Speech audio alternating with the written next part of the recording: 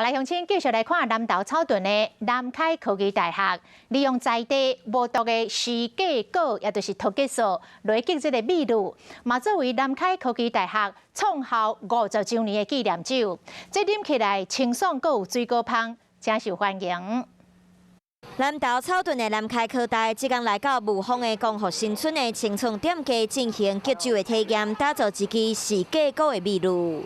百香果啤酒基本上来讲，我这一支啤酒的底当然是做的是比较清爽一点点的，因为我们比较希望说呈现出来就是很单纯的这个百香果的这个酸甜这样的一个味道。 这支时价果米露在2021年的世界米露大赛得到银牌，因为南投地区出产时价果。 这摆嘛为脱结酒赛结时价果米露来做创校50周年的纪念酒，唔但当水果的保存期限嘛增加伊的价值。主要采用了我们南开科大自己种植的无毒百香果。那我们把这无毒百香果，就是为了开发多元的产品，避免说那个水果因为不能久放。